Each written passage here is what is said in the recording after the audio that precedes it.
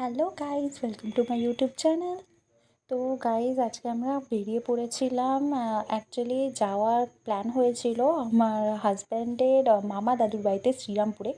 সকাল থেকে প্রচণ্ড বৃষ্টি, আর তোমরা রাস্তাও দেখতে পাচ্ছ কীরমভাবে ভিজে আছে। তো বৃষ্টির জন্য একটুখানি আমরা দাঁড়িয়েছিলাম, আর তারপরে ফাইনালি সূর্যি মামার দেখা পাওয়ার পরে আমরা রওনা দিলাম। আর এই রাস্তাটা বলে রাখি, আমার কিন্তু অল টাইম ফেভারিট। মানে ভিউটা আমার জাস্ট এত ভালো লাগে কি বলবো। আর তার সাথে কানে চলছিল আমার ফুল ভলিউমে 90s গান, মানে আলাদাই ভাইব। আর তার সাথে যদি এরকম দু সাইডে হরিয়ালি থাকে তাহলে আর বলার কিছুই থাকে না। এই যে মধ্যেখানে বাসটা এসেই যত গন্ডগোল করলো, যাই হোক, আবার হরিয়ালি, মানে ব্যাপারটাই অন্যরকম থাকে।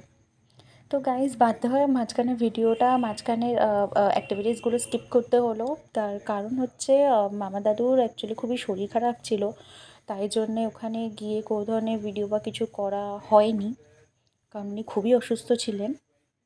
ফেরার পথে আমরা ঠিক করেছিলাম প্রথমবার শ্রীভূমি স্পোর্টিং ক্লাবে আমি এসেছি, মানে আমার জীবনেই প্রথমবার।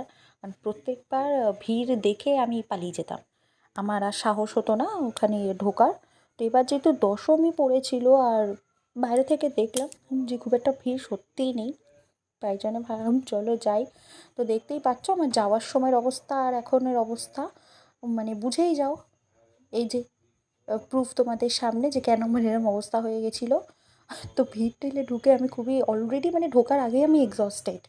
তো এবার এই ঠেলে ঢোকার পরের অবস্থাটা তোমরা ভিডিওর এন্ডে দেখতে পাবে।